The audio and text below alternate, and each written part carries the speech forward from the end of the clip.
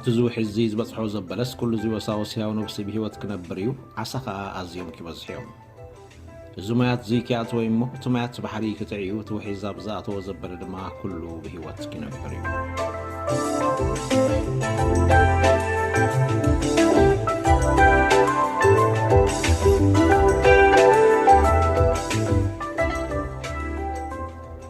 እዚ ካብ ፅንፈለኻዊ ኣገልግሎት ደገ ሰማይ ዝፍኖ መና ጽባሓት እዩ ዕላማ ዝዕዮ እዚ ንኣምላኽ ዝበቅዕ ህዝቢ ንምድላው ኩሉ ሰብ ብክርስቶስ ሙሉእ ጌርካ ምቓምን ንኣካል ክርስቶስ ምህናፅን እዩ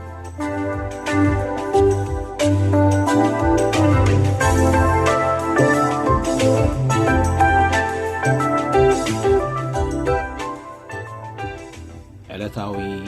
ማና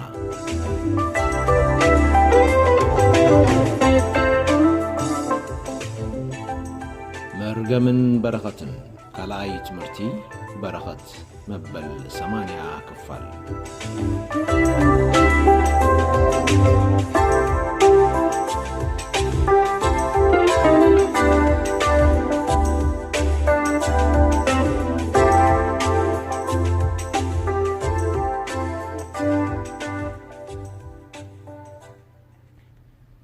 ዕብራውያን ምዕራፍ 1 ፍቕዲ 3 ንሱ ናይ ክብሩ ነጸብራቕን ቅርጽ ባህሪውን ከሎ ኩሉውን ብሓይሊ ቃሉ ጸዊሩ ከሎስ ምንጻ ሓጢኣትና ምስ ገበረ ኣብ ላዕሊ ኣብ የማን ግርማ ተቐመጠ እንዘራረበሉ ዘሎና ርእሲ ሓሳብ ምህሮና የማን ኣምላኽ ዝብል እዩ ኣብ የማኑ ይቆሙ ዝብል ሓሳብ ነዚ ሓሳብ እዚኢና እናዘርዘርና ንርኢ ዘሎና እዚ ጽባሕ ንግሆ ተማሕበር ትቕመጠሉ የማን ሎሚ ኢየሱስ ክርስቶስ ንጸላእቱ መርገጽ እግሩ ክሳዕ ዝገብር ምንጻ ሓጢኣትና ምስ ፈጸመ ተቐሚጥዎ ዘሎ ቦታ እዩ ብዛዕባ እዚ የማን ኣምላኽ ዝብል ቃል ሓደ እግዚኣብሔር ተቐመጠሉ መንበር ብሸነኽ የማኑ ድማ ዘይተሓዝአ ክፉት ቦታ ጸኒሑ ካልእ መንበር ድሕሪኡ ድማ ማሕበር ምስ መጸት ኣብ ጎኒ ኢየሱስ ክርስቶስ ድማ ካልእ ክፉት ቦታ ጸኒሑ ተቐመጠሉ ካልእ መንበር ኣይኮነን ወይ ካልእ ክፉት ቦታ ኣይኮነን ከምኡ እንተዝኸውን ነይሩ እግዚኣብሔር ኣብ ሓደ ስፍራ ተቐሚጡሎ ገና እግዚኣብሔር ዘይተቐመጦ ክፉት ቦታ ስለ ዘሎ ኢየሱስ ክርስቶስ ምንጻሕ ሓጢኣትና ምስ ገበረ ኣብ የማን ግርማ ኣብ ላዕሊ ተቐመጠ ዝብሎ ዘሎ ኣብ ካልእ የማን ናይ ኣቦ ሓደ ዘይተሓዝአ ዝነበረ ቦታ ከም ተቐመጦ ድሕሪኡ ድማ ክርስቶስ ኣብ የማን ኣምላኽ ምስ ተቐመጠ ኣብ የማን ክርስቶስ ክትቅመጥ ማሕበር ድማ ቦታ ገዲፉላ ከም ዘሎ ንሱ ዘይተቐመጦ ንሱ ዘይወነኖ ንሱ ዘይሓዞ ሃጓፍ ሓደ ካልእ ስፍራ ከም ዘሎ እሞ ማሕበር ኣምላኽ መጽያ ከዓ ኣብኡ ከም እትቕመጥ መስምዐ ነይሩ ነገር ግን ከምኡ ይኮነን እግዚኣብሔር መንፈስ እዩ ኢልና ብዝሓለፈ ምህሮ ተዛሪብና ኣሎና እዚ መንፈስ ዝኾነ ኣምላኽ እግዚኣብሔር ዘይወረሶን ዘይወነኖን ክፉት ቦታ ካልእ ቦታ የለን እዚ የማን ኣምላኽ ዝብል ዘሎ ደኣ እንታይ ማለት እዩ ንኣና ዝርዳኣና ካብቲ በፂሕናዮ ዘለና ወፃኢ ክንሓስብ ኣይንኽእልን ክንርዳእ ኣይንኽእልን ኢና ክርዳኣና ዝኽእል እቲ ኣእምሮና በፂሕዎ ዘሎ ጠርዚ ጥራይ እዩ ስለዚ የማን ዝበሃል ነገር ንደቂ ሰብ ንኣና ክርዳኣና እንከሎ ብሸነኽ የማናይቲ ጎድንና ወይ የማናይቲ ኢድና ዘሎ ቦታ እዩ ወይ ብሸነኽ የማናይቲ ኢድና ዘሎ ተቐመጠ ሰብ እዩ ወይ ድማ በዓላት የማናይቲ ኢድና ወይ እቲ የማናይ ጎድንና እዩ ዝርዳኣና የማን ክበሃል ከሎ ብኻልእ ኣዘራርባ ንሕና እንቕመጠሉ ንሕና ከም ደቂ ሰብ እንውንኖ ሓንቲ ስፍራ ጥራሕ እዩ ኣብ ሓደ እዋን ሓንቲ ቦታ ሓንቲ ንእሽቶ ስፍራ ጥራሕ ንውንን ካብታ ንሕና ወኒናያ ዘለና ቦታ ወፃኢት ዘላ ንእሽቶ ክፍተት ጀሚርና ክሳብ ዓብይ ግዝፈት ብምልኡ ካልእ ክቕመጠሉ ዝግብኦ ካልእ ዝውንኖ ሃጓፍ ወይ ክፉት ስፍራ ንብሎ እዚ ብሸነኽ የማናይ ኢድና እንተዳሃልዩ የማን ንብሎ ነዚ እዩ ብሸነኽ ጸጋማይ ጎድንና ዘሎ ከዓ ጸጋም ኢልና ንገልጾ ነዚ እዩ ነገር ግን መጽሐፍ ቅዱስ ኣብ ወንጌል ማቴዎስ 25 ክንጅምር ከለና ከም ዝረኣናዮ ኣብ ሸነኽ የማኑ ዝቆሙ ኣባጊዕ ኣብ ሸነኽ ጸጋሙ ዝቆማ ኣጣል ኢሉ ይዛረብ ቃል እግዚአብሔር ኩሉ ብምስላ እዩ ተጻሒፉ ዘሎ ኣፈይ ብምስላ እኽፍት ድማ ጽሑፍ ስለ ዝኾነ ደቀ መዛሙርቱ ሓደ ግዜ ንጎይታና ኢየሱስ ከዓ ከምዚ ኢሎሞ ጎይታ ንምንታይ ኢኻ ኩሉ ሻዕ ብምስላ ትዛረቦም ምግላጽ ሚስጥር መንግስቲ ኣምላኽ ንኣኻትኩም ተዋሂብኩም ስለ ዘሎ ኢሉ መሊሹ ሃሌሉያ ንሱ ብምስላ ክዛረብ ከሎ ንገዛእ ርእሱ ንሓቂ ጉንዲ ወይኒ ኢሉ መሲሉ ኣሎ ንኣብነት ብምስላ ክዛረብ ከሎ ዘረኣይ ክዘርእ ወፈረ ገሊኡ ኣብ ልሙዕ መሬት ገሊኡ ኣብ ጥቓ መገዲ ገሊኡ ኣብ ኣሻኹ ስፍራ ገሊኡ ከዓ ኣብ ከውሒ ወደቐ እናበለ ከዓ ብምስላ ክዛረብ ከሎ ንሰምዖ ስለዚ ኩሉ ብምስላ እዩ ኣብዚ ስፍራ እዚ ድማ የማናይ ኢድ ወይ ከዓ የቕሬታ የማናይ ሸነኽ ዝብሎ ዘሎ ምስላ እዩ ኣባጊዕ ዝብሎ ዘሎ ምስላ እዩ ጸጋማይ ዝብሎ ዘሎ ምስላ እዩ ኣጣል ዝብሎም ዘሎ ምስላ እዩ ብምስላ ገይሩ ዝምህረና ቃል እግዚአብሔር እምበር ኣብ ግዜ ፍርዳ ኣምላኽ ዝቆማ ኣጣል ጠለበጊዕ ዝቆማ ኣባጊዕ ተን ሓሪድና ንበልዐን ጥሪት ኣይኮናን ሰብ እዮም ኣብ የማን ኣምላኽን ኣብ ጸጋም ኣምላኽን ዝቆሙ ግና ብክልተ እንስሳ ተመሲሎም ኣለዉ ከምኡ ድማ እቲ የማን ኣምላኽን ጸጋም ኣምላኽን ተባሂሉ ዘሎ ብምስላ እዩ እቲ ጸጋም ተባሂሉ ዘሎ ስፍራ ፍርዲ ስፍራ ኩነኔ ስፍራ መርገም እዩ ኣብኡ ነቶም ኣብ ጸጋሙ ዘለዉ ነቶም ብኣጣል ተመሲሎም ዘለዉ ደቂ ሰብ ኣብ መወዳእታ ግዜ ቅድሚ ኣምላኽ ዝቆሙ ኩለን ዘመን ህይወቶም ኣብ ምድሪ ክነብሩለን ተዋህቦም ዘመናት ህይወቶም ሓሽሾም ዘጥፍእወን ብዘይ ኣምላኽ ተመላለስሉ ንእግዚአብሔር እንግድዖም ዝሃብሉ ዘመን ንቓል ወንጌል ነጺጎሞ ዝኸዱ ዘመን ሓሊፉ ዓስቢ ናይቲ ዝኸድዎን ኣብ ምድሪ ክነብሩ ከለዉ ክመላለስዎ ጽንሑ ናብራ ክቕበሉ ኣብ ጸጋማይ ሸነኽ ማለት ኣብ ቦታ ፍርዲ ይቆሙ እቶም ሓጥኣን ዓስቢ ሓጢኣቶም ክቕበሉ ኣብ ጸጋማይ ሸነኽ ማለት ኣብ ስፍራ ኩነኔ ይቕመጡ ወይ ይቆሙ እዞም ኣብዚ ስፍራ ፍርድን ስፍራ ኩነኔን ቆይሞም ዘለዉ ኣብ ምድሪ ብፍቓድ ርእሶምን ብመገዶምን ክመላለሱ ዘመኖም ዝሕለፉ ከም እተባረራ ኣባጊዕ ኮይኖም ፋሕ ዝበሉ ናብ መገዶም ዝኸዱ ናብ መገዲ ኣምላኽ ክምለሱ ተነጊርዎም እያይ ዝበሉ እምቢ ዝበሉ ንመገዲ እግዚአብሔርን ወንጌል ጎይታና ኢየሱስን ዝነጸጉ እዞም ሰባት እዚኣቶም ርጉማት ይበሃሉ መግለጺ መንነቶም ርጉማት እዚ ማለት ድማ እንታይ እዩ መርገም ዝወረሱ ከመይ ኣቢሎም መርገም ወሪሶሞ ብምፍራስ ሕጊ ብሓጢኣት በቲ ኣንጻር ኣምላኽን ኣንጻር ጽድቅን ዝኾነ ዲያብሎስ ተታሊሎምን ተሓቢሎምን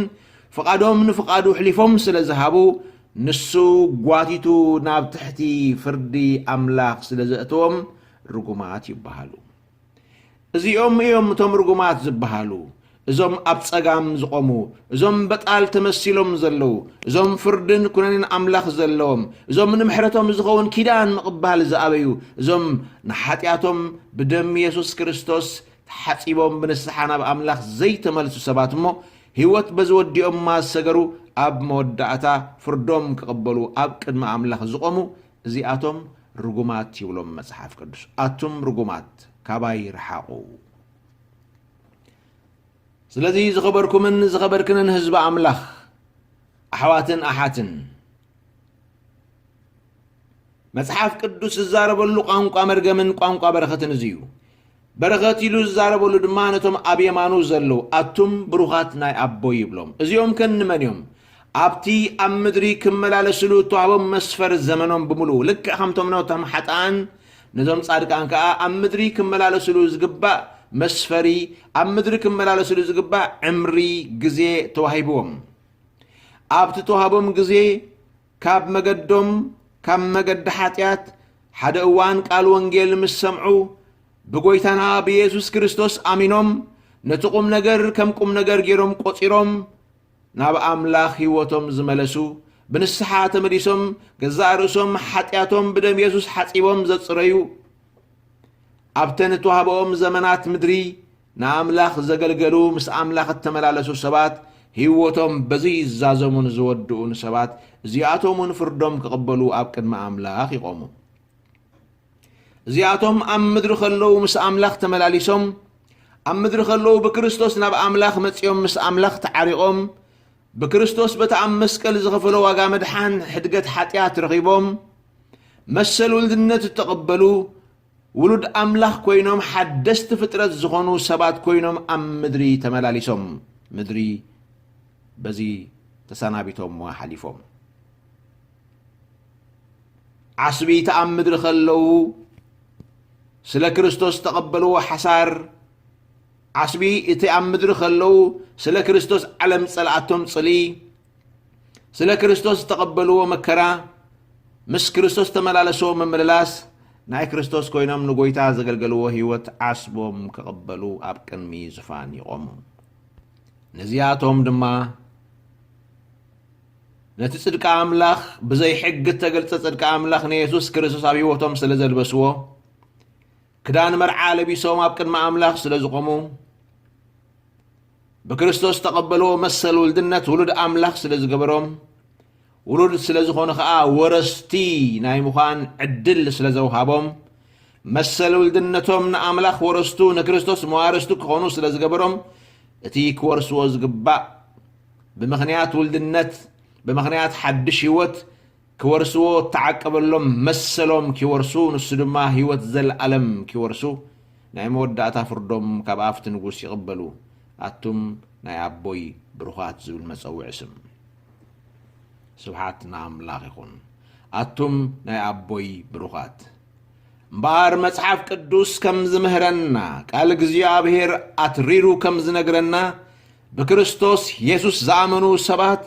ኣብቲ ናይ መወዳእታት ጻድቕ ፈራዲ ክፈርድን ክዛረብን ቃል ፍርዲ ከውፅእ እንከሎ ዝፅዋዓሎም ስሞም መለለይኦም መንነቶም ናይ ኣቦ ብሩኻት ዝብል እዩ ስብሓት ንኣምላኽ ይኹን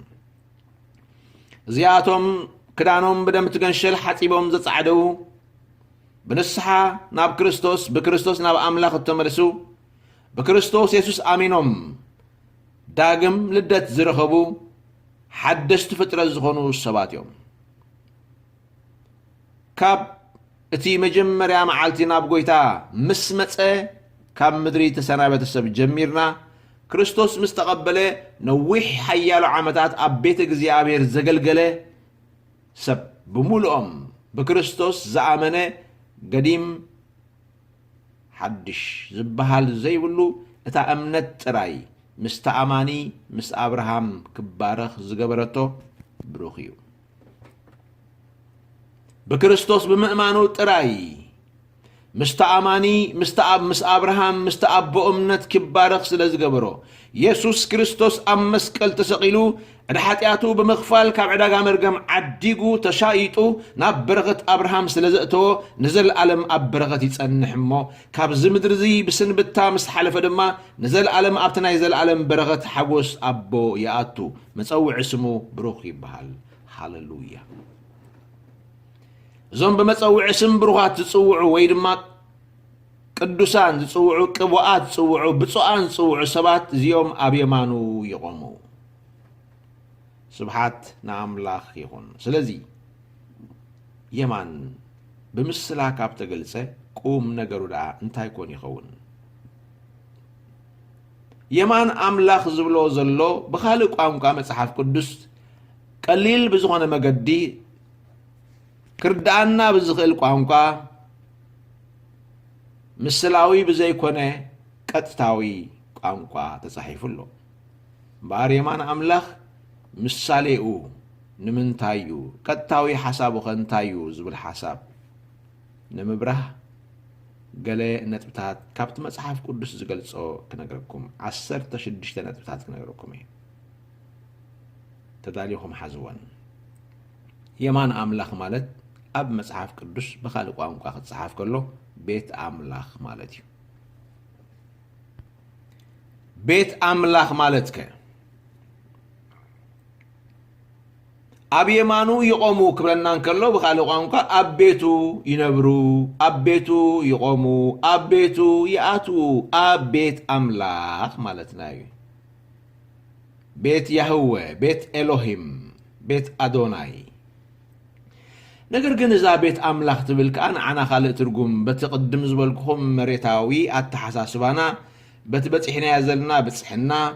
በቲ ኣእምሮና ክርድኦ ዝኽእል ጠርዚ ስለንሓስብን ስለንርዳእን ንኣና ብቐረባ እንፈልጦ ቤት ዝበሃል እታ ካብ ጭቃን እምንን ወይ ሕፃን ሳብያን እምንን ተሰርሐት ገዛና እንቕመጠላ ንስኣታ ቤት ትብል እተስማዓና ቀልጢፋ ትመፀና ካብኣ ነቒልና ድማ ቤት ኣምላኽ እንብሎ መብዛሕትና ዝርዳእና ጠርዚ ምርዳእና እቲ ቅዱሳን ዝእከብሉ ቤተ ክርስቲያን እንብሎ ህንፃ ንሱ ኢና ኣብ ኣእምሮና ቀልጢፉ ዝመፀና ቤት ኣምላኽ ምክንያቱ ዕለታዊ እንዛረቦ ዘረባ ኣበይ ፀኒሕካ ክብልና ከሎ ኣብ ቤት ኣምላኽ ፀኒሐ ናበይ ኢኻ ክብልና ከሎ ናብ ቤት ኣምላኽ ኢልና ንዛረበሉ ነቲ ህንፃ ማእከቢ ቅዱሳን እዩ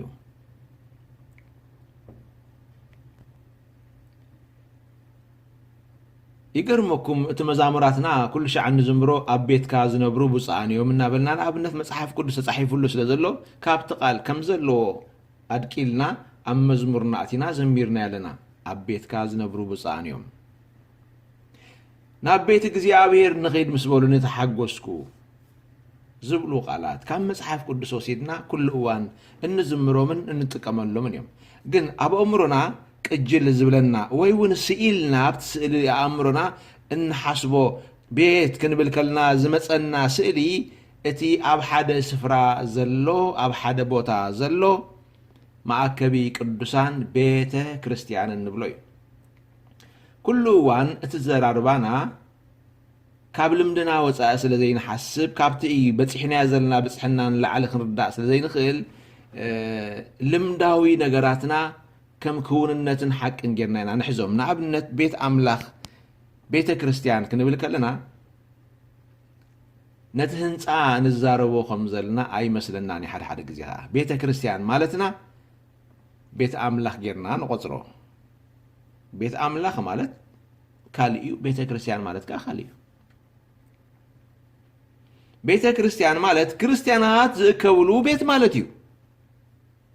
ቤት ኣምላኽ ማለት ከዓ ኣምላኽ ዝርከበሉ ቤት ማለት እዩ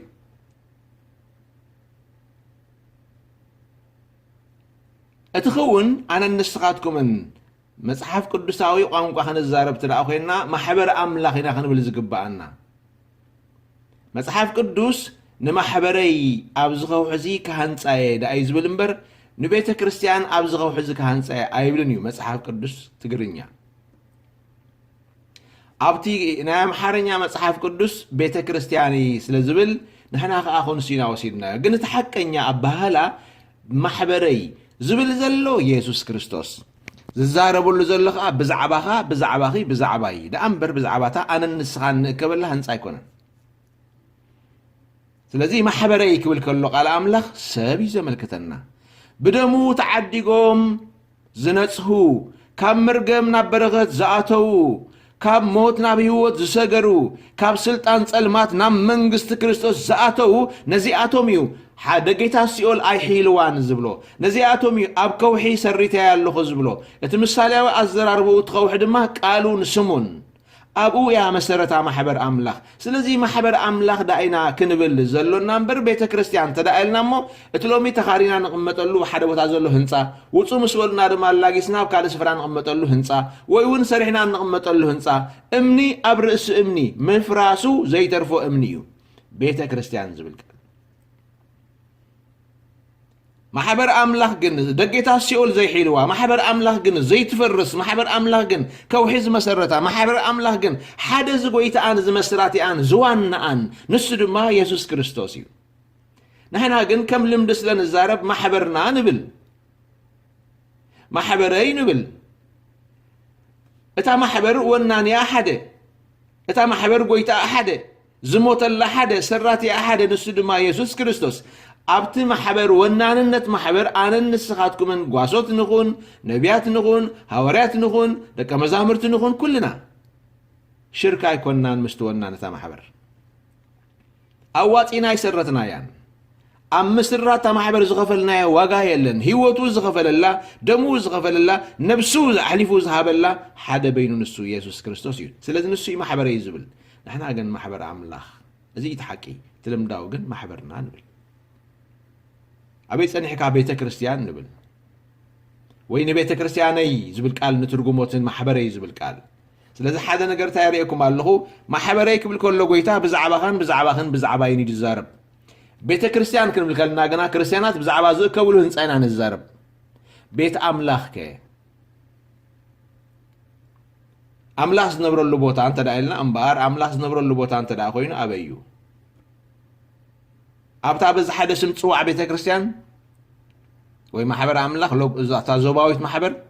ኣብታ ካልእ ዞባዊት ኣይኮነን ብዛዕባተን ዞባውያን ኣይኮነን ዝዛረብ ዘሎ ኣምላኽ ዝነብረሉ ማሕደር እዚ የማን ኣምላኽ ይበሃል ንዘለዓለም ኣነ ንስኻትኩም ንነብረሉ ስፍራ ነዚ ቃል እዚ ጎይታና ኢየሱስ ክርስቶስ ኣብ ቤት ኣቦይ ብዙሕ ማሕደር ኣሎ ኢሉ ኸይዱ ተዛሪቡሎ ስፍራ ከዳለልኩም እኸይድ ኣለኹ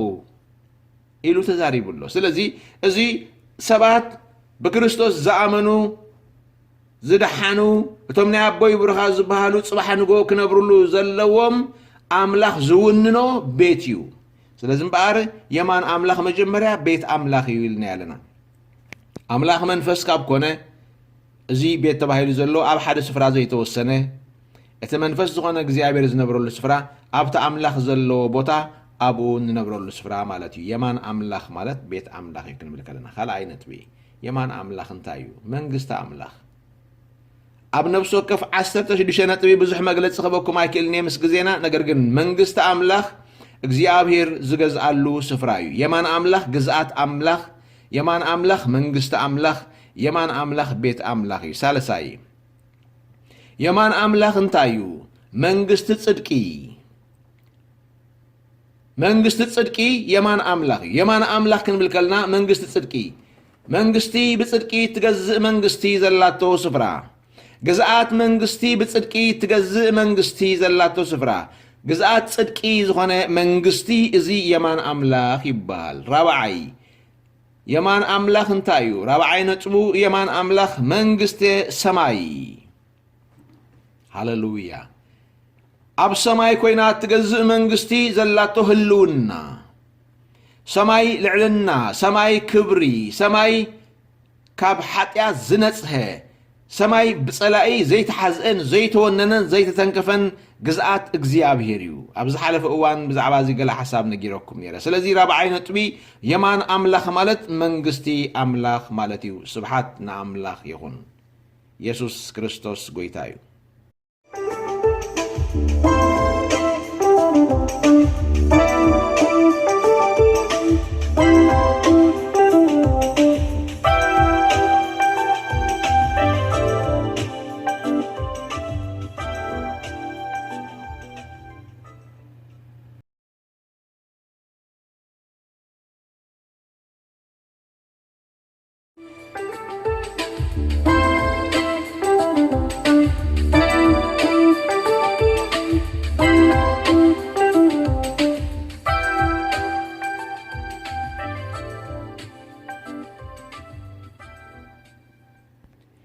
የማን ኣምላኽ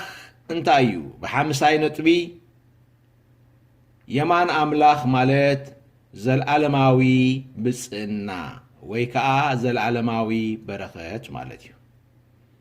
ኣቱም ብሩኻት ናይ ኣቦይ ኢሉ ምስ ፀውዐ ናብቲ ቅድሚ ምስራት ዓለም ሒዙ ተዳለወልኩም እተው ውረሱ ኢሉ ዘውርሶም ስፍራ ስለዚ የማን ኣምላኽ ማለት ዘለዓለማዊ ብፅዕና ዘለዓለማዊ በረኸት ማለት እዩ ብፅዓን ማለት ብሩኻት ማለት እዩ ብፅዕና ማለት በረኸት ማለት እዩ የማን ኣምላኽ ማለት ሳድሳይ ነጥቢ የማን ኣምላኽ ጽጋብ ሓጎስ ማለት እዩ ኣብ የማን ኣምላኽ ምዃን ማለት ብሓጎስ እናጸገብካ እትነብረሉ ዘይቋርጽ ጽጋብ ዘይጥመዮ ዓለም ማለት እዩ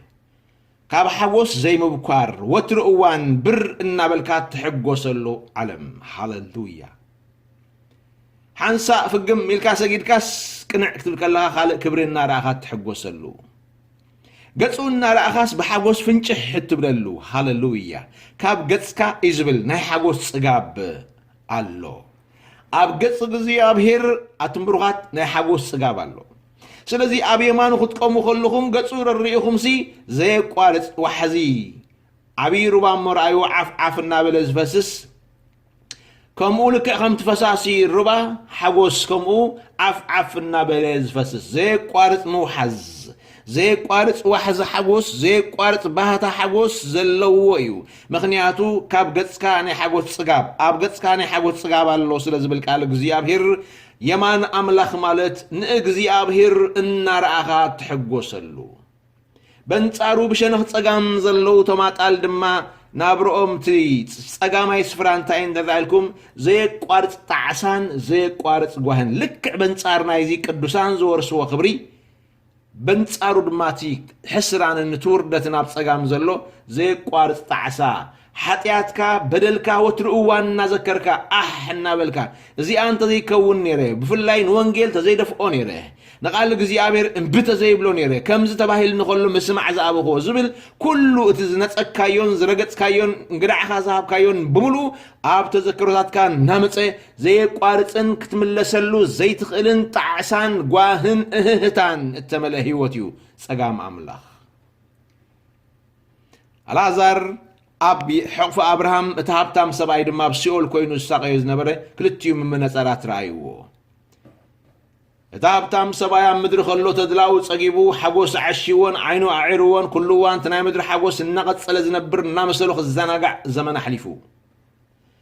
ተዋህቦ ዘመናት ድሩታት ዘመናት ምስ ሓለፋን ምስ ተወዳእን ግን ኣብቲ ዘይውዳእ ዘመን ምስ ኣተወ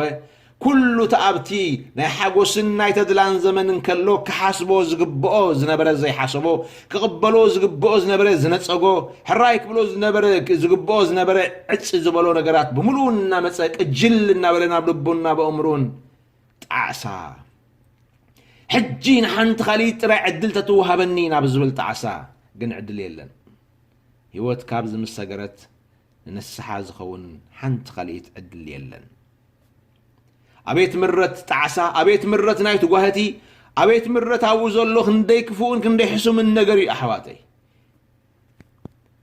أبزي يترفدو حوها فتاويها مغربها صلاعي تولو سبكا كنبرن كأتون يتمنيون سب زبو بمثل أملاخ تفترة سب كنبر زي جبؤ أبز سفرازين حوارو يترفن خاليتات كنبرلو زي جبأ حسوم سفرايو أبتي أبي مان أملاخ ننسع ننخاليت حدش حقوس كاب قصونا تسقب كا من بارك خون كلو أبتخال عيد ما أملاخ زي بالله هو تسلزخونه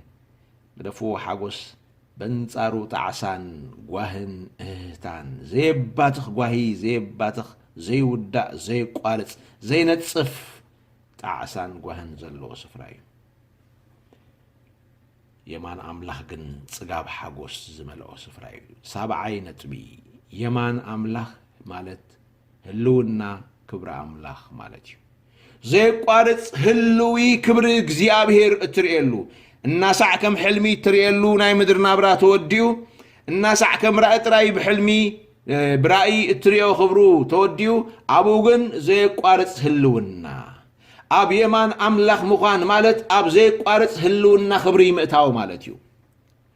بقى ليتي أب هلونا خبرو قطري أب هلونا خبرو ليتن قطرن ناي مدر قانقانا سلازخونه يتقملهم زلخو أبوغن ليتن قطرن زبحال يلن صحين ورحن زبحال يلوان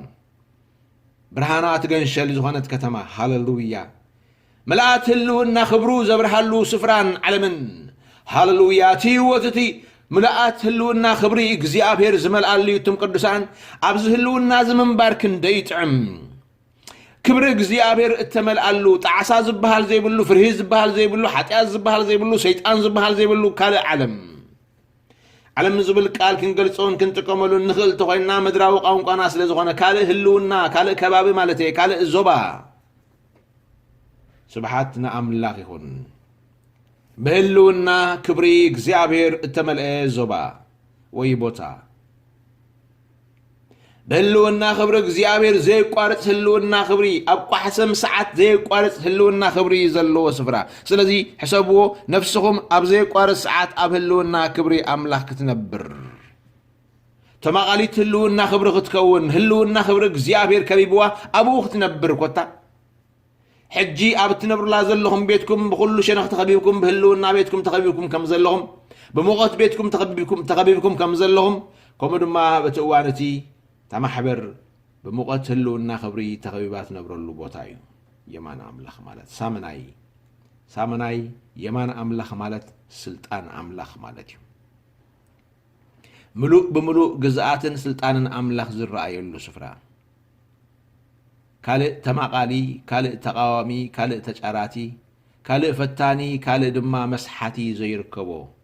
ملوء سلطان أملاخ زغز ألو سفرايو تسعي يمان أملاخ مالت حيل أملاخ مالتيو عسراي يمان أملاخ مالت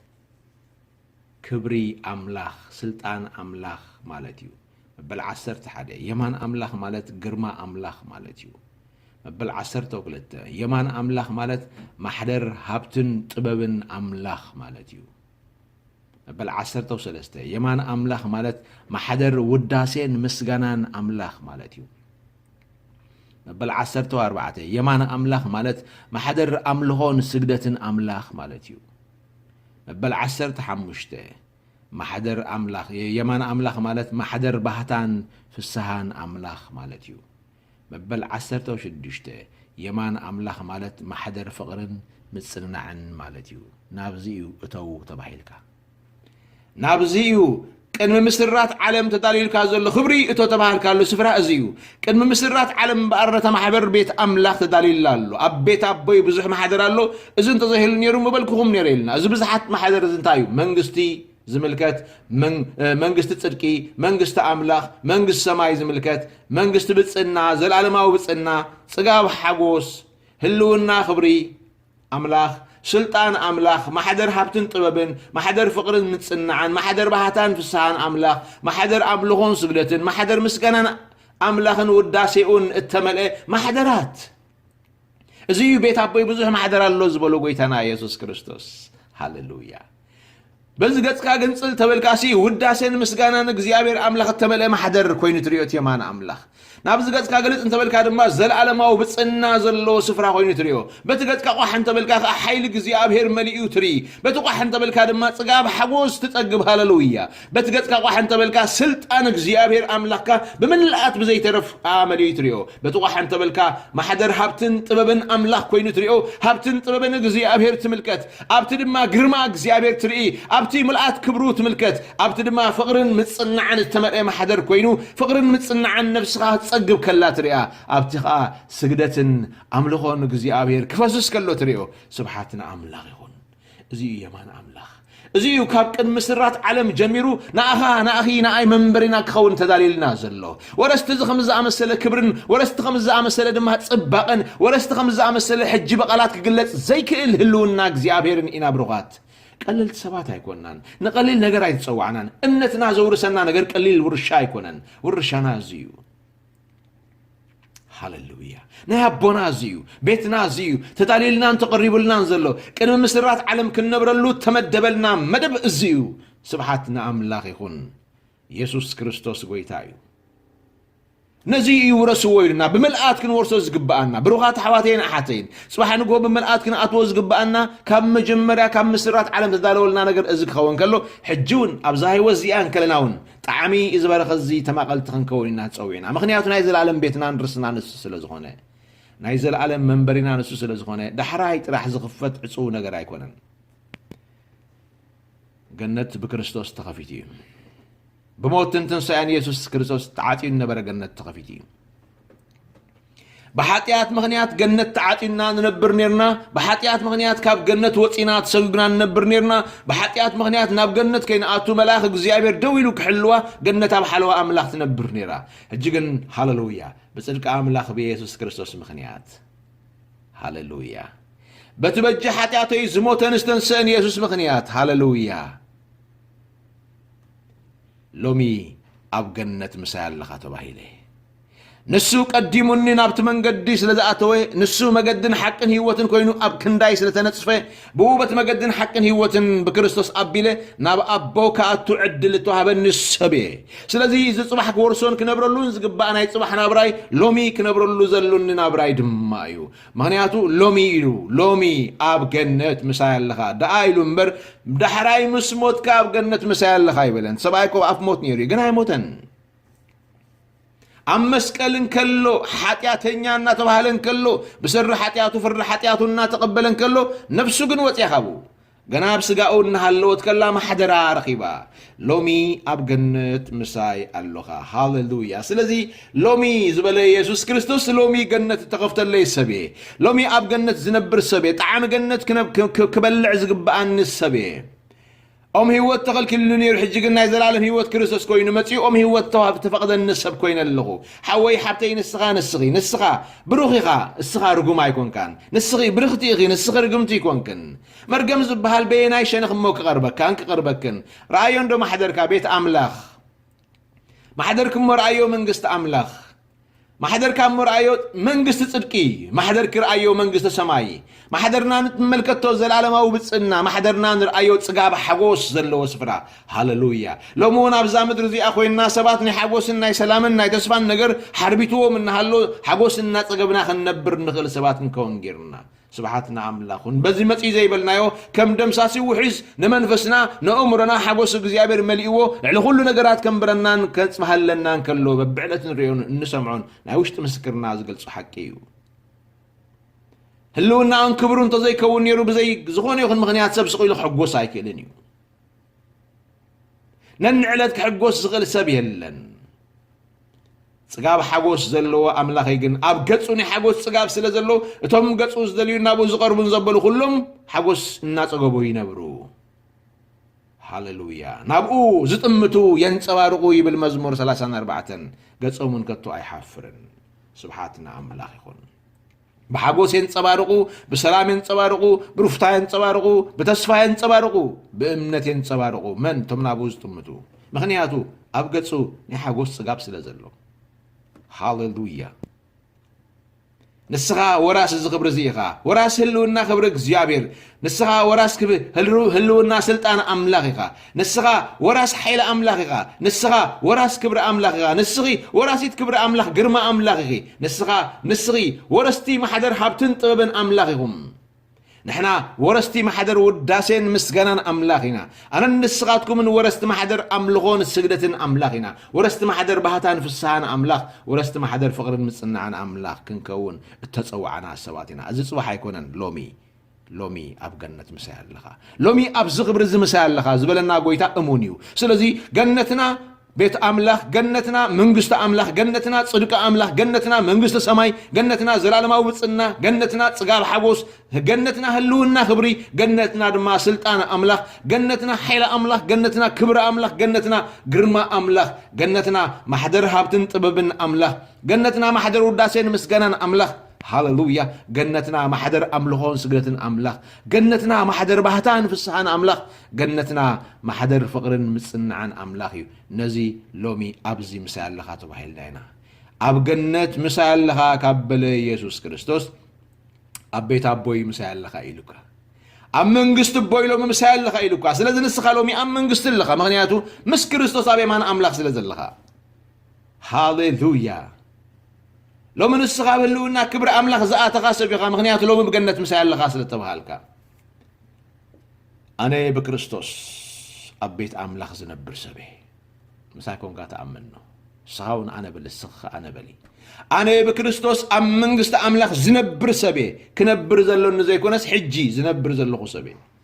أنا حجي بكريستوس أمنجست تلقي أزلهو أنا حجي بكريستوس أمنجست سماي زلهو أنا حجي لومي بكريستوس أبزل علماوي بتصنعي زلهو أبزل علماوي بتصنعي زنبر وراس زل علماوي بتصنعي أنا بكريستوس وراس صقاب حقوسي صقاب حقوس تصقب سبك خون التفتر كسبي هاللويا حقوس كتقب تفتركو سبي حقوس ناتيو هاللويا هلونا خبري كورس تفتركو سبي هلونا خبر أملاخ ناتيو سلطان أملاخ ناتيو حيل أملاخ ناتيو كبر أملاخ ناتيو قرما أملاخ ناتيو ما حدر حابتن طببن أملاخ ناتين ناينيو هاللويا ما حدر وداسي أملاخ ما حدر أيو ما حدر أملخون سجدة أملاخ ما حدر أيو ما حدر بحتان فسان أملاخ ما حدر أيو أبزي إز حدر ما حدر فقرن متصنع عن أملاخ بيتيو أبي إز نبر أبزي إتو تبايلي هاللويا ما حدر وداسين مسغانانيو أب ما حدري أب بيتي فرهات يلن السقاي يلن أب بيتي أب ما حدري إهتا يلن شغلوت يلن شنكت يلن ميوقتا يلن ما حدر مسغانايو هاللويا ما حدر وداسيو ما حدري أملخويو ما حدري سجدت اغزيابير تمليو ما حدري بحتان فسحان أملاغ التمليو ما حدري فقرن متصلنا عن أملاغ التمليو مهنياتو أبزئتو تباهيلي اتو تباهيلك أخا أزي ما حدركا كالي ما حدري بالكان نسخا بروخي غانا يبوي بروخ تباهيلك أخا مرقما بخايلن مرقما بخاي قربنيو سبحاتنا أملاغ يكون إذن كلهم زقلتنا يوم حقتات مرقم زبهال زي قربهم حقتات يوم بتحقي نسخا بكريستوس مس آمن كان بيت أملاخ متاوكاي بيت أملاخ مالت أمدر زلو حدا زباوي هنصا أي ملكتنيو مع بيت أملاخ مالت تي كدالو قويتنا يسوس كيدو زلو محدريو نسخا أم منقست أملاخ زعاتخا سبيخا منقست أملاخ يترف جنة تغلكي لكاز نبرا بسر حاتيات نحاتيات كما غل مسر حقو من صحاتياتنا مسفت سمجن يسوس كريستوس أبي يمان قرما كم التقمته كم دما نسخا من صحاتيات كاسل تفت سملكا مسؤو أبي يمان قرما التقمتك سبيخا هاللويا مسايكون قابل كريستوس من صحاتياتي مسفت سمه اتناي كبرو نتصبرعن بحريون زلبس كريستوس كله حاتياتي من صح حاتياتي مسقبره أبلع علي أبي مانقرما فمتغمته ناي مسوحيزني تغميتو أنا خا حجي أبلع علي أبي مانقرما بكريستوس مس أملاخ التغمتكو سبي هاللويا كريستوس من انتاي أبي مانقرما من صح حاتياتي فتيمو مستغمته ناي حيزني نابو آتيو مخنياتو لو من أبقنت مسال لخاص لزبله هاللويا كريستوس يسوسكو نتي أب مسكال زنبرة ختاري لو ما أب جنة مسؤول كله مسال خازبولو مسؤول كله زجبرو من صحة يعطو سلز جبريو سلزي إبراهيم معرف حدا فقد سلسته من صحة يعطنا مسجبر يزبر زلو قالك زيابير هاللويا أب لعلي أبي مانقرما تقمته أبي مانقرما قمت كلون عامرت حد يقولني كنا نيا مانقرما تقمتو لو مي مسهل خيلو حزني خيلو تماليني خيلو بروح حوين بار نسخا لومي بكريستوس يسوس أبي مانقرما التقمته سبيخا أبي مانقرما خا مرقم يلبون أبي مانقرما حتيات يلبون زاقيت حتياتي تفتيمو تعاتيو تاريخي تزازيمو توديو من صحاتي تفتيمو كريستوس نعو فتيمي أبي مانقرما تقمتو لي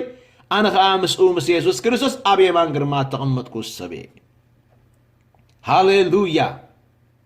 نسخا أبي مانقرما تقمتك السبيخا نسخي أبي مانقرما تقمتك السبيخي أنا يكون كنزو لزلخو اتي فرادي تصادق فرادي بقلب صادق فردو تزاربو قالي لومي اب جنت مسال لغا نتختاري لومي اب جنت مسال لغا نتحط